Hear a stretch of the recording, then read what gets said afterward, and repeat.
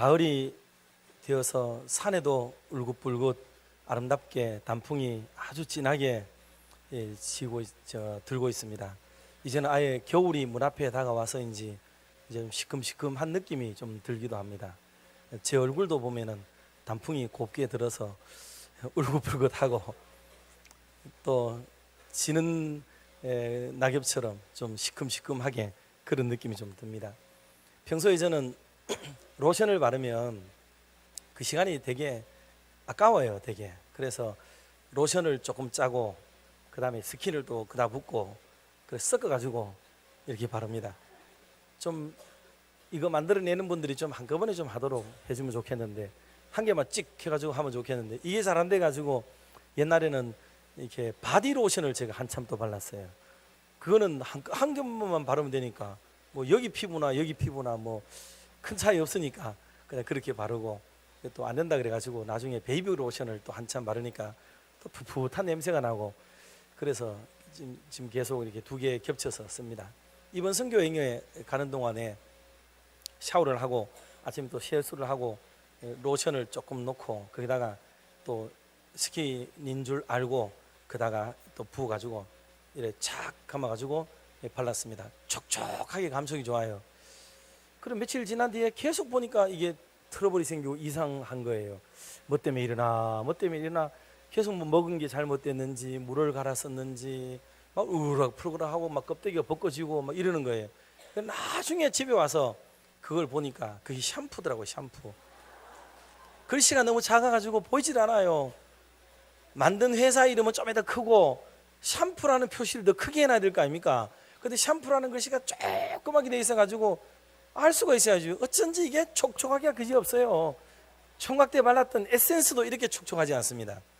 그렇게 그거를 로션하고 발라가지고 탁 두드리면요, 오후까지 갑니다. 오후까지 촉촉한 얼굴이 그다음 가고, 그러기를 며칠을 연속으로 발랐더니 얼굴에 이게 심각한 문제가 이제 불균형이 일어나고 트러블이 일어나서 이래 됩니다.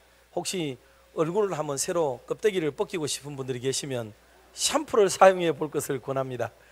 새로워질 거예요. 그리고 이 샴푸도 무슨 샴푸냐면 중국에 싸구려 호텔 갔을 때 주던 거예요. 그게 아까워가지고 이렇게 놓았던 건데, 대부분의 글씨는 한문으로 돼 있고 샴푸라는 글씨는 영문으로 이렇게 돼가지고 있는데, 그걸 갖다가 이렇게 발라놓으니까 한국에서 나온 샴푸는 제가 볼 때 괜찮을 것 같아요, 미용에도.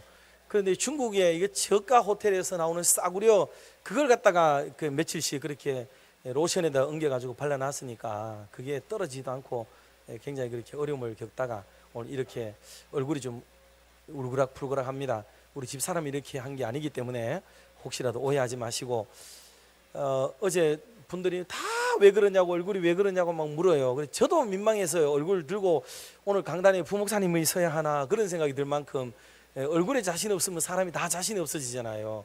그런 마음이 드는데 그랬습니다. 근데 사람이 또 간사한 것은 어떤 일이 생기면 이 모든 일에 대한 책임을 자기에게서부터 찾질 않더라고요. 누가 뭐를 줬는 거를 잘못 먹어서 그러는가, 음식이 안 맞아서 그러는가, 하여간 뭐 다른 사람에게서부터 오는 것에 문제가 있는 것 아닌가라고 머릿속에 스캔이 그래 돌아가더라고요. 근데 알고 봤더니 사실은 제 실수고 제가 잘못한 건데 어떻게 모든 일을 남에게서부터 이유와 원인을 찾으려고 했는가 하는 그런 생각이 들면서 참 부끄러운 마음으로 오늘 이렇게 강고 겸 여러 가지 개인적인 소회를 이렇게 먼저 말씀을 좀 드리고 말씀을 지금 나누려고 합니다. 여러분들께서 집안에 있는 샴푸 또는 이거 컨디셔너, 스킨 다시 한번 돌아가서 잘 구별해 주시고, 45세가 넘는 남자들을 위해서 지혜로운 부인들은 겉에다가 삼푸하고 크게 좀 써놔주시면 도움이 좀 되겠습니다.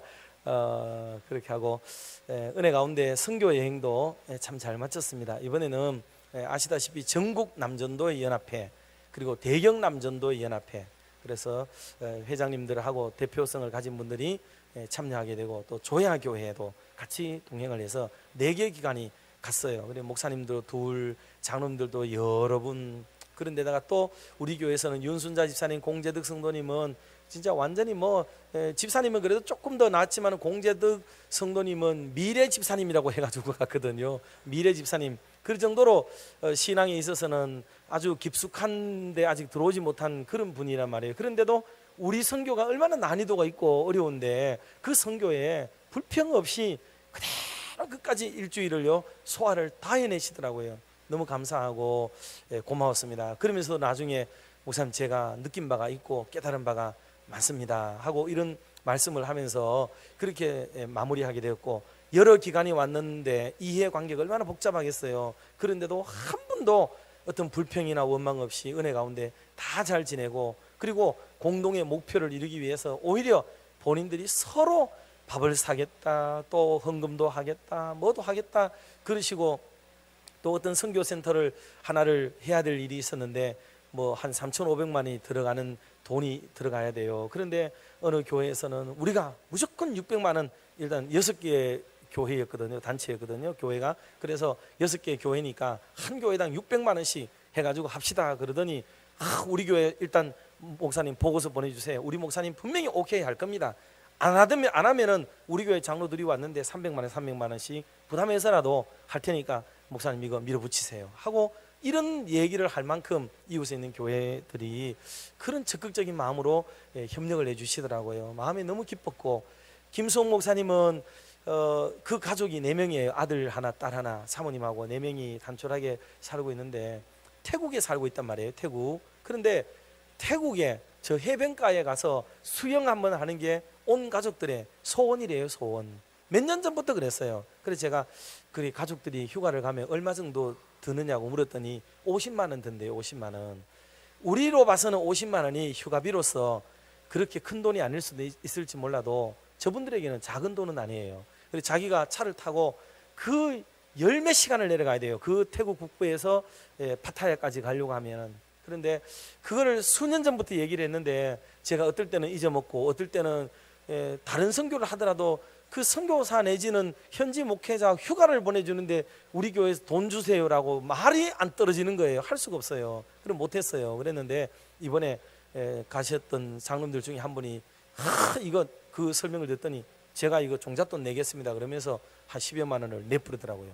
그랬더니 어이구 그러더니 전부 지갑을 다 꺼내가지고 그 자리에서 세상에 50만 원이 넘는 돈이 그 다리에 탁 거출이 돼서 그분 가족들에게 얼마나 기쁨을 드리는 그런 감동스러운 얘기들도 있었는지 몰라요. 그 사모님하고 이모님하고가요 그 눈물을 흘릴 정도로 좋아하고 고마워하더라고요. 평생의 소원이 그렇게 이루어지게 되니까. 그래 그만큼 선교팀들이 이번에 은혜 가운데 잘 다녀왔고, 저 북쪽에는 나이공 교회라고 해서 우리 대경남전과 우리가 먼저 하려고 했는데 조야 교회가 우리가 이걸 헌금하면 안 되겠습니까 해서 화장실 짓는 100만 원까지 해서 900만 원을 몽땅 그 교회가 하도록 하고, 저희들은 또 통역도 해야 되고 여러 가지가 우리 선교사님을 붙들고 해야 되기 때문에 거기까지 북쪽 끝까지 갔다 왔어요. 얼마나 은혜롭고, 그 후이 라후족이라고 해서 그 교회들이 온 정성을 다해서 준비된 그런 헌당 예배를 드렸는지 몰라요. 잘 드렸고요. 그 다음에 거기서부터 비행기로 가야 될 시간인데도 불구하고 비행기가 방콕으로 왔다가 또 거기까지 가면은 돈이 한 20여만 원 이상이 돈이 더 들어가게 되거든요. 한 사람당. 그래서 도저히 할 수가 없어서 경비를 줄이기 위해서 거의 한 11시간 정도 밤에 차를 타고 이제 이동을 하게 됐어요. 그 긴 거리를 내려갔는데도 참 몸이 불편했을 거예요. 그런데도 불구하고 불평 없이 그 먼 거리를 가시고 거기서 사역을 잘했어요. 그런데 거기는 또 북부하고는 달라가지고 북부는 좀 선선해요. 근데 여기는 뜨거워요. 막 땡볕인데 얼마나 타 들어가는지 그런 정도였는데도 불구하고 또 어른들이 소화를 잘 해주시고 예배를 드렸어요. 그런데 거기는 정확하게는 미얀마 땅으로 가야 되거든요. 국경을 넘어야 돼요. 국경을 넘는데 시간이 무려 가는데 한 2시간, 오는데 2시간 정도 아마 소요가 됐던 것 같아요.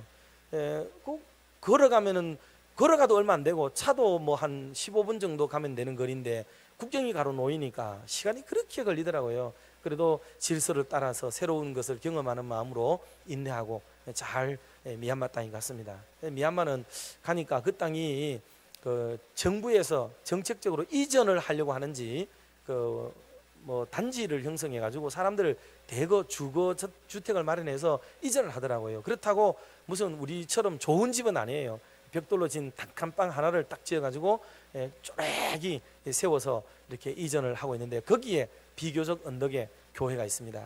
길은 제대로 나 있지도 않고요. 그리고 전부 돌짝밭이고 울퉁불퉁한, 우리가 마치 들에 가면 느낄 수 있는 그런 환경이에요. 완전히 척박한 그대로인데 거기에 이주해서 사람을 그냥 살게 하는 거예요. 그러니 날씨는 뜨겁지요. 도대체 여기가 사람이 사는 동네라는 생각이 들지가 않아요. 그런데 그래도 희망인 것은 교회를 거기 우뚝 세워놨으니까 앞으로 사랑하는 그 지역 주민들이 힘들 때마다, 어려울 때마다 교회를 쳐다보고 방문하면서 위로를 얻고, 그렇게 해서 새 힘을 얻게 될 것이라는 그런 위로를 가지고 헌당 예배를 잘 마치고 그래 돌아오고, 그래 오는 동안에 이미 두 교회를 지나는 동안에 한 서너 군데 교회 목사님들이 줄을 지어서 우리 일행들을 만나려고 오더라고요. 그래 내용을 들어보니까 자기들의 힘으로 교회를 지으려고 노력을 했는데 도저히 해도 안 된다고 얘기하면서 좀 도움을 줄 수 없겠는가 하고 찾아오는 교회들이 서너 개 교회가 왔어요. 어떤 개는 지어야 되고 어떤 개는 확장해야 되고 그렇게 해야 되는 교회들이 안타까움을 호소하는데, 들어보니까 뭐 한 1,500만 원도 들고 1,000만 원도 들고, 또 어떤 큰 교회는 2,500만 원도 들고 등 그런 다양한 교회들이 그렇게 요청을 하고 있는데, 뭐 주머니에 돈이 있으면 습관해 가지고 줘버리면 참 좋겠던데 그렇게 할 수는 없고, 돌아가서 서로 기도합시다 하고 달래서 기도해주고 그렇게 보내고 그렇게 돌아왔습니다. 최영만 선교사님 그 사역지는 마지막으로 꼭 삼각자 생각하시면 딱 맞아요. 삼각자를 생각하시면 저 위에서 이 밑에까지 긴 변으로 왔다가 그 다음에 이쪽에 와서 이렇게 삼각형 구도를 이루는 최영만 선교사님 사역지에도 갔습니다. 참 사역을 잘하고 계시더라고요. 그동안에 10수년이 되었는데도 불구하고 우리 교회가 또 우리 집사님의 동생인데도 불구하고 한 번도 거기를 방문하지를 못했었거든요. 그러다 이번에 가보니까 정말 지혜롭고 은혜롭고 조곤조곤하게 여성스럽게도 사역하시고 또 남성스럽게도 청년들하고 뛰어놀면서 교회를 잘 목양하고 있는 모습을 보았습니다. 그리고 그 교회도 또 지금 이전을 해야 되는 입장에 놓여 있어서 큰 숙제와 기도의 제목을 또 가지고 돌아오기도 했습니다. 어쨌든지 여러분들께서 기도해 주시고 또 마음을 그렇게 써 주셔가지고 선교 잘 다녀왔는 것을 이렇게 보고를 드리고, 상세한 자료들은 교회 홈페이지나 그리고 또 우리 교회 밴드에 올려놨기 때문에 여러분께서 물어 그렇게 보시면 드리라고 생각해서 오늘 설교 시간 한 5분을 할애해서 이렇게 선교 보고를 이렇게 드리는 것으로 하겠습니다. 자, 이제 하나님 말씀을 서로 생각을 좀 하도록 하겠습니다. 우리 앞뒤 좌우로 인사 한번 나누시죠. 예수님이 당신의 소망이 되십니다. 그렇게 인사합시다. 우리의 삶의 소망은 주님이 되시는 줄 믿습니다. 주님이 우리의 소망이 돼요. 오늘 저는 두 사람 얘기를 소개하려고 합니다. 성경에 나오는 두 인물인데 이분들의 삶은 정말 척박하고 힘들고 답답한 거예요. 한숨만 절로 나올 수밖에 없는 그런 절박한 상황에 놓여진 사람들이에요. 그런데 한마디로 이분들이 스스로의 힘으로 개척할 수 없었는데 주님 만나고 나서 그들의 삶이 획기적으로 바뀌어지게 되어지고 새로운 인생을 살게 된 그런 내용들을 담고 있는 성경의 말씀들입니다. 오늘 우리 중에도 어떤 이유와 목적 때문에 하나님의 교회에 올라오셨더라도 우리가 삶의 무게를 다 내려놓고 주 안에서 참 행복하고 감사하고 새 힘을 얻어 돌아갈 수 있는 은혜의 시간이 되기를 주님의 이름으로 축복합니다. 첫 번째로는 근심에 사로잡힌 사람의 이야기를 먼저 드리도록 하겠습니다. 마가복음 오늘 본문 5장에 보면은 참 근심 중에 있는 한 여인의 이야기가 나오고 있습니다. 참 불쌍한 여인이에요. 성경에 나오는 사람들 중에 많은 불쌍한 사람이 있지만은 정말 앞으로 으뜸이 될 수 있는 그런 불쌍한 사람이 이 혈루증을 앓은 여인입니다. 여인의 삶이 없어요. 여인의 생활이 없습니다. 여인의 꿈과 희망도 없어요. 이 여인은 참으로 그 당시의 규례에 의하면은 사회적으로도 또 종교적으로도 박대를 받게 되고 정상적으로 인정을 못 받는 그런 사람이에요. 그런데다가 이 병을 고쳐보려고 이 병원 저 병원 다 다니면서 돈도 써보고 허비하느라고 돈도 없고 결국은 가난하게 되고, 그러니 삶의 방식이 캄캄하게 된 거예요. 그런데다가 종교적으로는 다른 사람 만나면 안 된다 하고 대외적으로 사람을 못 만나도록 규정되어 있기 때문에 혼자 이 무거운 짐을 지고 그냥 어두운 방에서 그냥 살아야 되는 그런 안타깝고 절박스러운 상황에 놓여진 한 여인이었습니다. 그런데 이 여인이 어느 날 예수님에 대한 소문을 듣게 돼요. 그러다가 나도, 나 같은 사람도 예수님 만나면 희망이 있다, 예수님 만나면 소망이 있다, 예수님만 만나면 내 인생도 달라질 수 있다는 믿음을 그가 가지게 돼요. 그래서 가만히 그 많은 사람 앞에 가면 안 되는데도 불구하고 얼굴에 덮어쓰고 숨듯이 가만히 가서 예수님의 옷가를 만짐으로 그 능력을 경험하고 그 당장 그 자리에서부터 혈루 근원이 깨끗하게 고침을 받는 역사가 일어났습니다. 할렐루야. 그러므로 이것은 하나의 현상, 다시 말해서 혈루증을 앓는 사람이 당해야 되는 여러 고통이 있었는데 그 고통을 면하게 해준 게 아니에요. 그게 아니고 그 고통을 가져오게 만드는 근본적인 원인을, 그냥 혈루 근원을 아예 몽땅 마르게 해주셔서 그 모든 문제가 해결된 역사가 일어나게 된 줄 믿습니다. 주님을 만나게 되면 현상을 고치는 게 아니고 태도를 고치는 게 아니고 주님을 만나면 그 자신이 고침을 받게 되는 은혜의 역사가 있는 줄로 믿습니다. 이 여인은 그렇게 고침을 받았어요. 그러면 이 교훈이 우리에게 주는 말씀의 의미는 뭐냐 하는 거예요. 그것은 우리로 하여금 이 여인이 가졌던 고민, 근심, 걱정, 이게 얼마나 많았냐 말이에요. 그런데 이 염려와 근심, 걱정, 불안, 염려, 초조, 이런 것들이 주님 만나면 해결된다는 것을 우리에게 보여주신 내용이에요.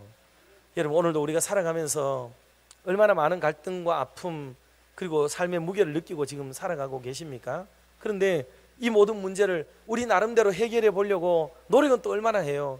요가도 하고 명상도 하고 운동도 하고 훈련도 하고 다이어트도 해보고 취미도 들여보고 학원도 쫓아다녀보고 돈도 써보고 여행도 해보고 갖은 방법을 통해 가지고 내 삶의 기운을 차려보려고 노력을 기울이지만 결국 그런 것들은 전부 다가 현상을 고치는 것에 불과해서요, 잠깐은 좋아지고 잠깐은 기분이 좋고 잠깐은 잊혀지고 다 그런 거죠. 세상에 술, 담배 역시 똑같은 것 아닙니까? 잠깐은 한숨을 쉬고 날아가게 만들고 술에 취해 잊어버리게 만들고 우리로 하여금 정상적인 그 상황을 잠시라도 잊어버리도록 만들어서 이기게 만든다고 하지만 다시 술이 깨면 똑같고 담배 멈추면 똑같고 우리의 삶의 여행 그치면 똑같고 운동 그치면 똑같고 모두가 당겨놓은 용수철처럼 제자리로 돌아가 버리고 마는 게 결국 우리 인생이라 이 말이에요.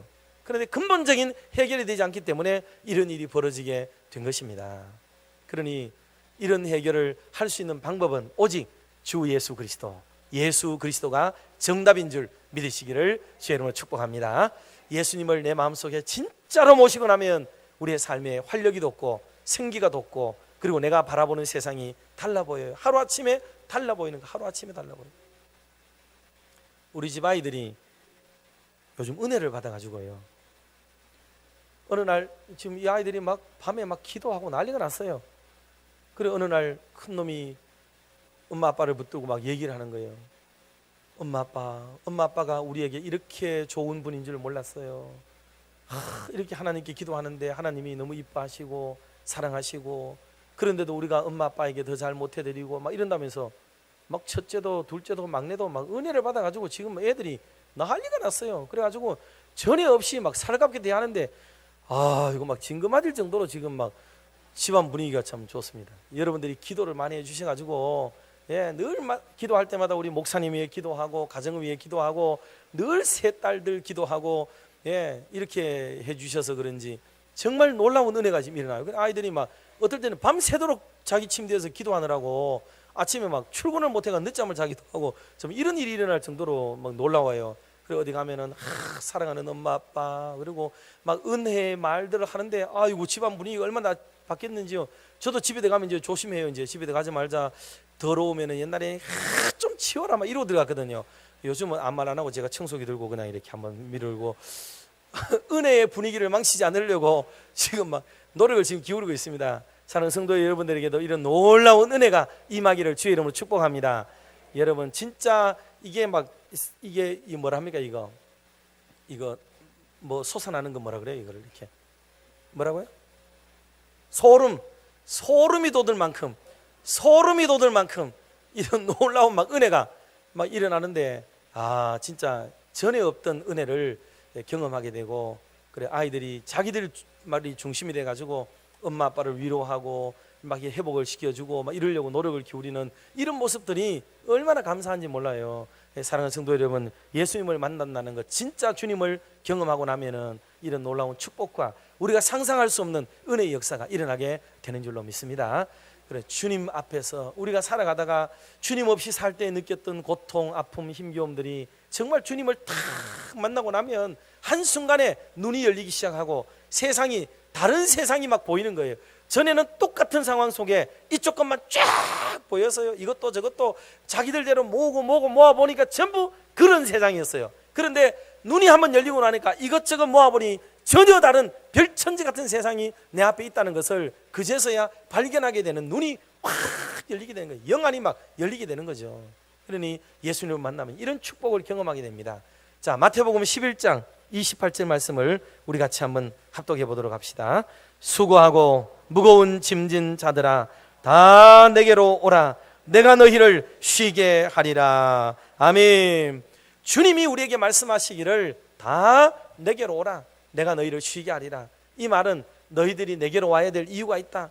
오지 않으면 너희들이 얼마나 무겁게 살고 있느냐, 힘겹게 살고 있느냐. 그런데 내인데 와서 내게 맡겨버리라, 그러면 쉼을 얻게 된다 하는 말씀을 주신 거예요. 여러분, 미국의 국립연구소에서 재미있는 보고를 했어요. 유전자 연구를 많이 하거든요. 요즘은 DNA 연구를 많이 하는데 DNA 유전자 중에 근심 걱정 인자가 있대요. 근심 걱정하게 하는 인자. 이게 사실이에요. 이게 어떤 분이, 제 잘 아는 분 한 분이 교통사고를 당했는데, 그분은 뇌를 살짝 다쳤는데 분노 조절을 해주는 이 부분을 다쳤어요. 그러니 성을 내게 돼요. 자꾸 뭔 일이 생기면 성을 내고 화를 내고 막 감당이 안 되는 이런 일이 벌어지게 돼요. 그러니까 어떤 뇌에도 그런 신경이 있어가지고 뭐를 하나를, 어떤 세포를 다치게 되면 그런 일이 벌어지듯이 유전인자 속에서도 이게 분노, 근심, 걱정, 불안, 초조, 이런 것들을 조절해주는 인자가 있대요. 이게 뭐를 말하느냐 하면, 유전인자가 있다는 말은 이게 유전이 된다는 말이에요. 유전이요. 이게 다음에 내 자식에게로 유전이 된다는 거죠. 물론 할머니, 할아버지들은 뭐 괜찮으실 수도 있겠죠. 그러나 그거는 환경에 따라서 이게 전가가 되는 거예요. 환경에 따라서. 그래서 그런 집안, 그런 분위기, 그런 상황에 놓이게 되면 그 자녀 손들에게도 이 악영향이 이렇게 밀려나갈 수도 있다는 거예요.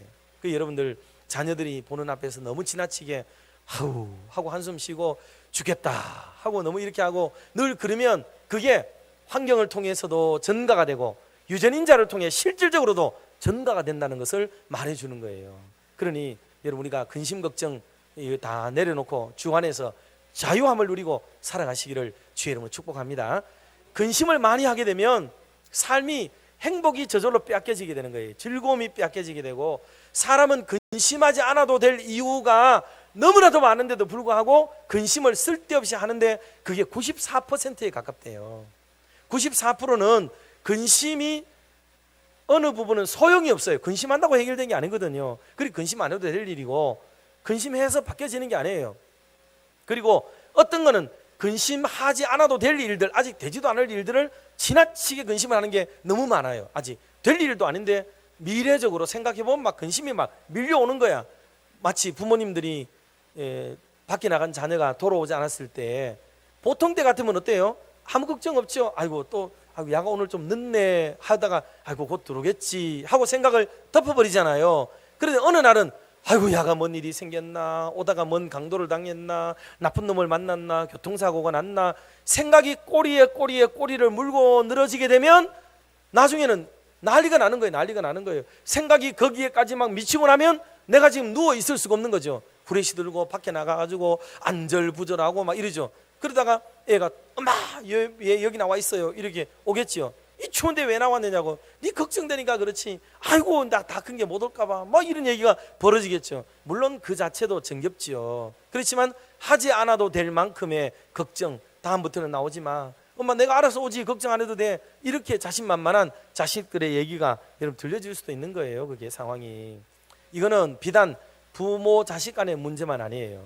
여러분 자녀를 양육하고 우리 교회에서 다음 세대를 양육하는 일에도 이건 미쳐요. 예를 들어서 어떤 아이가 잘못을 뭘 했단 말이에요. 잘못을 했어요. 그럼 부모들이, 어른들이 취할 수 있는 행동은 한 두 가지가 있어요. 하나는 아이고 녀석아 하고 귀엽게 여기면서 쓰다듬어주고 다음부터 그러지 마, 이건 나쁜 거야, 이렇게 설명하고 넘어갈 수 있겠죠. 그런데 어떤 경우는 뭐예요? 이거 초장에 잡지 않으면 큰일 난다. 이거 얘가 지금 이거를 잘못 빼앗가지고 어른이 되고 나중에 교회 중직자가 돼가지고 이런 식으로 행동하면 교회 큰일 나겠다. 이거 사탄이 막 이 아이를 통해 역사되겠다. 여기까지 생각이 나가면은 이 아이를 지금 어떻게 해야 돼요? 반 죽여야 되잖아요. 생각이 그것까지 미치는데도 아이를 쓰다듬어주고 끝낼 수 있겠어요? 이런 잘못된 일에 기초로가 지금 되는데 이 일을 끝내야 되잖아요. 여기서 아예 초장에 그냥 막 박살을 내놔야 되는 거죠. 생각이 여기까지 미치게 되면 지금의 행동이 격하게 되고 문제가 되게 돼 있어요. 그래서 여러분 근심과 걱정에 사로잡히는 게 익숙한 사람이 행동은요 언제나 거칠고 언제나 단호하고 언제나 율법적이고 언제나 무를 자르듯이 잘라요. 여러분 아이들은 우리가 생각하는 것만큼 복잡하지 않습니다. 어른들이 복잡한 거예요. 어른들 생각이. 아이들은 심플해요. 단순해요. 여러분들이 어릴 때부터 노노공자 맹자를 다 띄고 지금 자라나셨나요? 솔직히 아니잖아요. 뭐 성경 교회 오셨으면 교회에서 여러분들이 뭐 하나님 말씀을 뭐 충분히 습득하고 잘 배우고 이만큼 크셔서 장로님이 되고 권사님이 되고 집사님이 되셨어요? 그랬었나요? 아니잖아요. 우리는 다 어릴 때가 있어요. 다 연약할 때가 있고 다 부족할 때가 있어요. 그때는 단순하기 때문에 그런 거예요. 그런데 이 단순한 사람을 복잡한 구조를 가진 사람이 대응을 하게 되면 세상이 꼬이기 시작하는 거예요. 꼬이기 시작하는 거예요. 복잡해집니다. 복잡해져요. 그러니 근심 걱정은 복잡한 구조를 가진 사람에게서 많이 생겨나요. 똑똑한 분들, 사회적 경험이 많은 분들, 이런 정도 저런 정도의 경험이 많은 분들이 쓸데없는 걱정을 많이 해요. 그냥 그러지 말고 우리 아이는 믿을 만하다, 어디 내놔도 괜찮다, 하나님이 지켜주신다, 할렐루야, 이런 믿음 다 가지고 안심하세요. 안심. 그래 주님께 맡겨버려요. 그러면 모든 게 다 해결이 되는 거예요. 그런데 걱정을 왜 하느냐? 내가 해야 된다고 하니까 걱정이 오고 내가 못하니까 걱정이 오는 거예요. 모든 것을 내가 해야 된다는 자기 주관이 많으면은 걱정이 많은 거예요. 걱정이 많죠. 왜? 내가 해야 되니까 할 거 생각하니 걱정이 되고 내가 힘이 붙이거나 돈이 없어서 못하니까 걱정이 오는 거죠. 그러나 모든 것을 주님이 하신다 하는 믿음을 가지게 되면 어때요? 다 주님이 하시는 거죠. 기르는 것도 주님이 하고 지키는 것도 주님이 하시고 인도하는 것도 다 주님이 하실 테니까 걱정할 거 없어요. 걱정할 거 없어요. 옛날 어른들은 근심 중에도 걱정을 내려놓는 법을 그렇게 터득했어요. 그렇게 가난한데도 아이들을 8명씩 10명씩 12명씩 막 낳으셨잖아요. 그러면서 하는 말 한마디가 있죠. 지 먹을 거는 지가 가지고 태어난다. 참 큰 믿음이에요. 이게 보통 생각이 아니에요. 이게 신앙적 믿음은 아니지만 인생의 경험 속에 내가 먹여 살릴 거라고 생각하면은 돼요, 안 돼요? 안 되죠. 절대로 못 낳습니다. 지금은요 2명 놓는 것도 안 놀라 그래요. 3명도 안 놓고. 왜? 내가 기른다고 생각하거든. 내가 길러야 되고 내 돈으로 길러야 된다고 생각하니까 알을 못 낳아요. 그런데 옛날 어른들은 뭐 믿는 구석이 있는지 몰라도 한 5씩 그냥 놔뿌는 거지. 지 먹을 건 지가 아주 난데요. 지 먹을 거는 지가. 세상에 이렇게 용감한 게 어디 있어요? 여러분 이 사회를 견뎌보세요. 얼마나 이기적인 사회로 가고 있는가. 전부 자기 중심, 자기 주도적으로 하기 때문에 그래요. 다 내가 해야 직성이 풀리고 내가 해야 안심이 되고 내가 해야 걱정이 없잖아요. 여러분 저도 진짜 그런 사람이었어요. 저는 빈틈없는 사람이었어요. 수련회 갈 때 책자를 만들면 멋있게 하려고 매 장마다 박스를 이렇게 다 그렸어요. 박스를 다 그래가지고 책자 이쁘게 했습니다. 제가 지금도 그 책을 가지고 있어요. 그런데 어느 날 집사람이 놀러 와가지고 좀 전도사님 도와드릴게요 하면서 하는데 줄을 끄는데 뭐 1mm를 더 나가는 거예요. 이게 1mm를 칸을 딱 질렀으면 요 1mm 더 나가면 이게 안 되잖아요. 이게 딱 맞춰야 되지 아구를. 그래서 끝나기 전에 힘 조절 잘해가지고 여기서 딱 마감을 딱 해야 되는데 찍 나가고 놔두고 내가 할게 내가. 그래가지고 하지 마라 그랬어요. 그랬던 사람이에요. 그랬던 사람. 그 정도로 예민하고 민감하고 그럴 정도의 사람이었습니다. 그런데 제가 우리 교회에 와서 장로님들을 만나고 특히 지금 뭐 다 원로 장로님 다 되셨어요. 장로님들을 만나 일을 같이 해보면서 제가 생각이 바뀌었어요. 장로님들을 믿을만 하더라고요. 너무 지혜롭고 진짜 잘해주셨어요. 모든 일이 매사가 얼마나 경험이 많고. 그래서 저는 깊은 걸 깨달았어요. 왜 목사 옆에 장로를 붙이는지를 알겠더라고요. 왜 목사 옆에 장로를 붙이는지를 알겠더라고요. 진심이에요. 그래서 모든 일은 내가 안 해도 잘할 수 있구나 생각을 가지기 시작했어요. 그래서 모든 분들에게 업무와 사무들을 위임하고 그분들이 잘할 수 있도록 만들어드리고, 그렇게 하니까 세상에 나도 행복하고 모든 분들은 각자 자기 일을 하고 다 잘 되는 거예요. 너무 좋은 거예요. 지금도 왜 힘들어지는지 아세요? 어느 한 사람이 자기 일만 하면 되는데 남의 일까지 하려고 그럴 때에 세상이 시끄러워져요. 복잡해지는 겁니다. 머리가 아파지는 거예요. 그리고 그 사람의 눈으로 세상을 보니까 뭐가 안 돌아가요. 제대로. 아닙니다. 세상 잘 돌아가요. 걱정하지 마세요. 그러니 우리가 모든 근심 걱정을 내려놓으시기를 주의 이름으로 축복합니다. 맡기세요. 우리 각자는 다 하나님의 사람들이기 때문에 하나님이 이 일을 다 해요. 그래서 혈루증 걸린 사람이 가졌던 이 교훈 속에서 근심 있는 것들을 내려놓는 일이 얼마나 중요한지를 보여주는 거예요. 그러면서 한머리에서는 어떤 걸 해야 되느냐 하면, 여러분 찬송가 가사 중에 보면 538장, 제가 이거 4절 가사를 한다고 그랬는 것 같은데 3절 맞나요? 예. 아까 방송이 좀 잘못 나와가지고 가사에 보면 진실한 친구를 원하거든 내 마음속에 주 영접하며 내 마음의 평안을 원하거든 내 구주를 영접하라, 이 말씀이었습니다. 진실한 친구를 사귀기 원하면 주님을 영접하고, 그리고 내 마음의 평안을 원하면 주님을 영접하라 그랬습니다. 이분에게서는 이 곡을 쓴 분은 이게 굉장히 중요했던 거예요. 모리스라고 하는 여자분인데 미국 분이거든요. 이분이 글을 썼어요. 그러면 그 상황이 어땠냐면 미국에 막 부흥운동이 막 일어나기 시작했습니다. 폭발적으로 일어납니다. 우리나라도 부흥운동이 일어나면 막 신천 강가에 가가지고 텐트 치고 집회하고, 옛날에 어르신들은 다 기억나시죠? 예, 그 정도로 대단히 집회가 일어나요. 지금도 나이지리아를 비롯해서 저기 지금요 케냐와 이런 지역에 아프리카 쪽에 부흥운동이 일어나는데 이분들이 모이면은 땡볕에 모이잖아요. 그래서 텐트를 치는데 10리 20리를 쳐요. 텐트를. 지금 강화문에 집회하러 모인 분들 뭐 시청까지 갔느니 뭐 어디까지 갔느니 그런데 이건 아무것도 아니에요. 어마무시한 사람들이 모여가지고 집회를 하는데 미국에도 미국 동부 해변에 꽉 해변을 막 장을 채워버릴 정도로 폭발적인 성령의 은혜가 막 일어나는 거예요. 그때 그 집회 중에 말씀의 은혜가 쏟아지고 불의 역사가 막 일어났지만은 그런 은혜 속에서 모리스라고 하는 여사는 어떤 사역을 감당하느냐 하면 가만히 집회에 참여하는 분들 얼굴과 표정을 이렇게 봐요. 보고는 근심이 있고 걱정이 있고 염려가 있는 분에게 다가가서 살며시 손을 잡아주고 기도해주고 등허리를 쓰다듬어주고 두드려주고 안아주고 그렇게 해요. 그러면서 기도해주고 해요. 그 사람들이 그냥 말씀의 은혜를 받고 좋은 말씀 하신다, 참 은혜롭다, 감동스럽다, 이것만 느끼고 있는 거예요 지금. 그런데 여사님의 등허리를 쓰다듬어주고 얼굴을 이렇게 참 서로 포옹을 하고 허그를 하고 이렇게 하면서 지내는 동안에 그 사람들의 막 오열이 막 터져나오는 거예요. 속에 있는 그 간직되었던 아픔과 상처와 한스러움이 막 쏟아져서 막 울컥하고 나오는데, 이게 심리학 용어로는 카타르시스라고 해요. 카타르시스가 막 일어나는데 울고 불고 막 난리가 나는 거예요.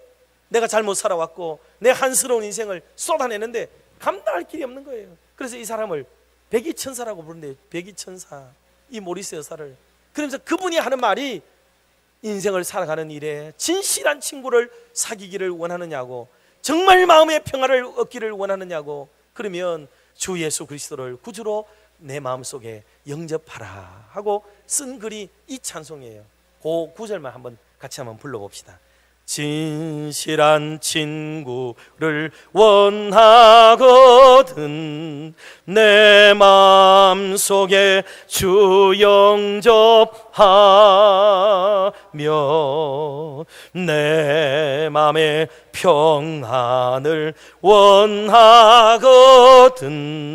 내 구주를 영접하라. 의심을 다 버리고 구주를 영접하라. 만문 다 열어놓고 내 구주를 영접하라. 아멘. 예수님을 영접하는 그런 은혜의 아침이 되기를 주의 이름으로 축복합니다. 우리 교회 안에 이런 모리스 여사처럼 다가가서 손을 잡아주고 또 기도해주고 등허리를 두드려주고 쓰다듬어 줄 수 있는 아름다운 우리 권사님들, 집사님들이 좀 많이 일어나서 하나님의 교회가 강단에서야 목사가 집안의 아버지처럼 또 장로님들이 집안의 큰형님처럼 다니면서 못됐게 하고 나무라고 꾸짖고 잘하라고 훈계하고 교훈하고 그럴 수 있지만은, 그러나 우리의 어머니들은 항상 그렇게 혼난 아들들을 위해서 부엌으로 데려가서 맛있는 음식 먹여주고 등허리 두드려주고 손잡아주고 아버지가 너를 미워서 그러는 게 아니야 하고 그렇게 설명을 하면서 아이들을 이해시키는 것을 저는 어렸을 때부터 많이 보고 자랐습니다. 교회가 은혜롭고 잘 되려면 강단에서는 서슬 시퍼런 하나님의 말씀이 좌우의 날선검처럼 선포되어야 하고, 그리고 아래에서는 사랑하는 성도들이 서로를 축복하고 위로하고 격려하는